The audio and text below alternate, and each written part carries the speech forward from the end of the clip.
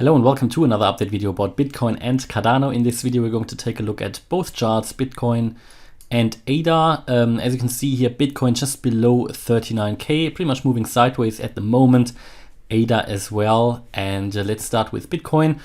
Bitcoin here in this overall correction that is nearly lasting, has nearly been lasting for a year now. After the back then all-time high in April, we did our three-wave structure correction here. Wave A to the downside, July 21 low. Wave B to the upside, all-time high in November, all part of the correction, yeah. And now in a wave C that should, in an ideal case, get into my target area. So that is my primary expectation, that the price is going to get there between 29 and 20K. Yeah, that is still what I see here in the chart. There is no reason for me to believe otherwise. What you can see here, if we take a look just on the daily chart of this structure here, we are still making a series here of higher lows. Yeah, you've got here your high, your all-time high, we made a low, another lower low, another lower low, and a lower high, of course, here as well. And now it did then start a little bit a counter move, yeah, but only here in this small scale. And since then we have made another lower low compared to the previous one, also a lower high. Now what does that mean? That means for me that we are not yet here in a confirmed uptrend, that we haven't seen the low yet. I would change my mind when we break above the 46.5, and first of all here that 46K level, the previous high, but then also the 46.5K, that is a very important Fibonacci level within this scenario.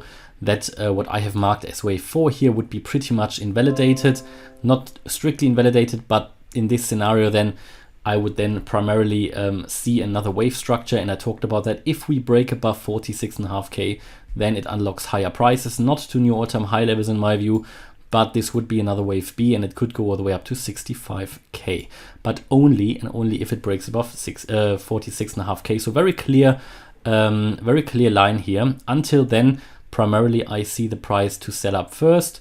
Yeah, but if it breaks above that, then you see first you move up and then your final sell-off. So this yellow target area here will remain in place. If it takes a bit longer to get there, or if we go there straight away, doesn't matter. At the moment, I don't see a route to new all-time highs yet. And especially if we go to the 1 hour chart, we actually see that it's pretty much doing what we planned it would be doing. So showed you here this this yellow target area for a potential wave 4. It did hit exactly the target area, found support, hit resistance in this target area. These are Fibonacci levels for a wave 4 retracement, and currently, you know, it's struggling with it. On top of that, you had here this descending broadening wedge, generally a bullish pattern where the price target is typically the beginning of the wedge, and that would be at pretty much 40.5K. Now we are not there yet. We could theoretically move up a little bit higher. I did say in the previous video that the price has the potential to move still a little bit higher here, maybe to the beginning of the wedge at 40.5K or even to 41.5K. But if you break above that, this immediate downtrending structure that you can see here in orange, 1, 2, 3, 4, 5 would be invalidated, and above 41.5K, prices of all the way to 46.5K are possible. But all of that would not change my primary view unless the price really goes above 46.5K. So that is a very clear level of where my scenario would change. I talked about it before, but until then, I do expect primarily here another sell-off into this last wave 5. And we could really be here at a turnaround point.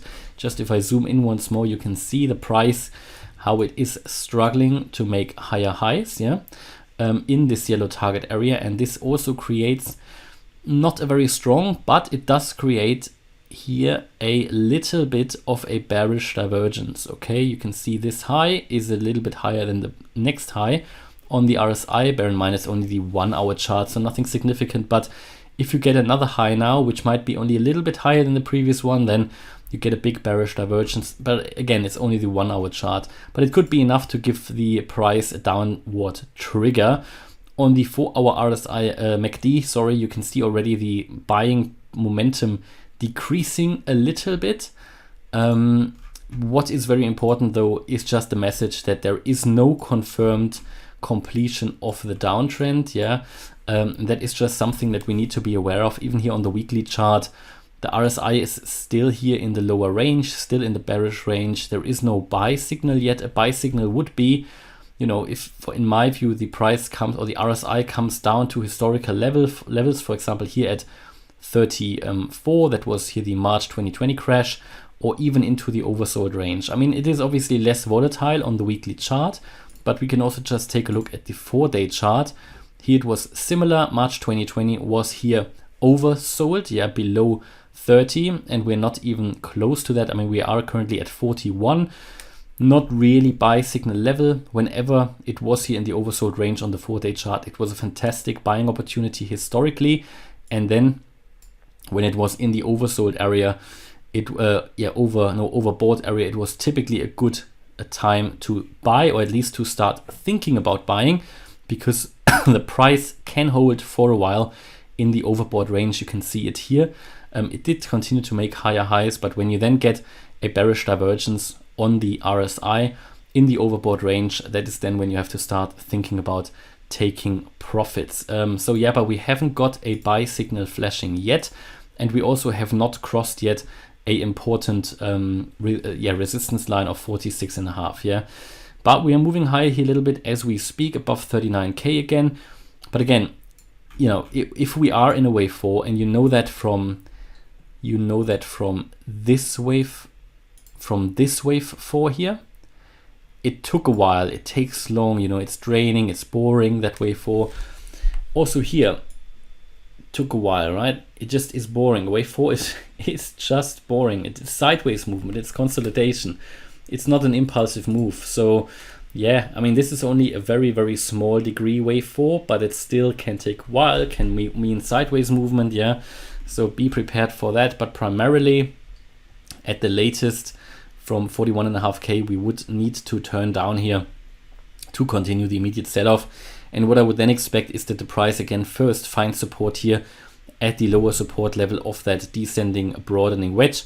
But if it breaks down, for example, now or tomorrow, then this would be very well in line here with the 33k level, that previous low on the 24th of January. And if it breaks that, then I think we are in a confirmed wave 5. And unfortunately, before that happens, you can't really talk about a confirmed wave 5, because we need that lower low. Until it makes a lower low here, it is theoretically still possible that we move above 46.5k. So we need to make that lower low, and then we can really get the capitulation that we're looking for here and get into my primary price target area. Cardano, very similar story here. Cardano also in this wave 5 probably already, where we have here already the first wave 1, 2. This might be a wave 3 in which we currently are. Can't really see that wave 4. To see a wave 4, we would need a little bit of a move up. Can't really see it yet. I think we need to drop a little bit lower before we can see that. But also here Cardano, similar to some other cryptos actually that I cover on this channel as well, also in a descending wedge. And that actually started already on the 10th of January. So it's quite a big descending wedge, or here on the 17th of January. It's quite large. And if it breaks to the upside, you would get normally a target area is the beginning of the wedge. So that would be at 162 again, yeah. So if that happens, you can expect here a breakout that could take us all the way up to 162, just purely based on technical targets. Overall, also looking at how the structure looks like, it's still making lower lows, still making lower highs. I would also primarily expect here further dropping prices. You know, it's also not a confirmed uptrend yet. My view is the low is not in yet. It was recently confirmed by here also making a lower low below the 92-cent level, and we're heading into the target area between 30 and 55 cents, between the 88.7% Fibonacci retracement level and the 78.6% level. So overall, also here, same story, no change in focus. I will certainly keep you updated when there is a change, but what is a bit different to Bitcoin here, that Cardano was really, really low here on the RSI, at 30 oversold, yeah. And typically when you get here on the daily oversold, also these are typically good buying opportunities, yeah. Again, I'm not telling you to buy. This is typically just what the indicators are saying. Here, as you can see here, the 4-day chart RSI normally doesn't come down that much, but you can see historically those major lows also here on the March 2020, December 18, we are not far away from that. So Cardano, I mean, yeah, I think 50 or 55 cents are possible, but then it's really limited in terms of how far it can still drop. here on the monthly MACD, yeah, we've also seen a bearish crossover. So that has happened for Bitcoin as well. We are now here also in the oversold, not in the oversold, but in the bearish range, getting into the bearish range on the RSI. I mean, from this point of view, there is further downside potential, but looking generally at the weekly and at the 4-day chart, yeah, it is limited, especially on these time frames. Yeah, so yes, on the monthly, that's true, but again, this is very much lagging the monthly, and the shorter time frames all show that we are very, very close to the oversold range. So in my view, Cardano, yes, can drop a little bit more, but then the downside potential is limited. The indicators are lower than on many other cryptos. And a lot of people started buying. We've seen a lot of additional transactions. Also buying volumes have increased. Looking at some on-chain data, so it's all interesting. And as you might remember, my target for the next major wave up for Cardano is still at least $4.50, $4.50, but possibly even higher than that, $5, $5.50. All right, that's my view here on Bitcoin and Cardano. Hopefully you liked the update. If you did, please smash the like button and subscribe. And if you really like the content, check out the channel membership, where you can then find the Telegram live chat, the Discord server with a lot of additional content, my own buy and sell orders, my HODL portfolio. For gold members now also I cover some stocks and shares, just additional content for everybody. And there's also a weekly live stream. Thanks a lot for watching. Bye-bye.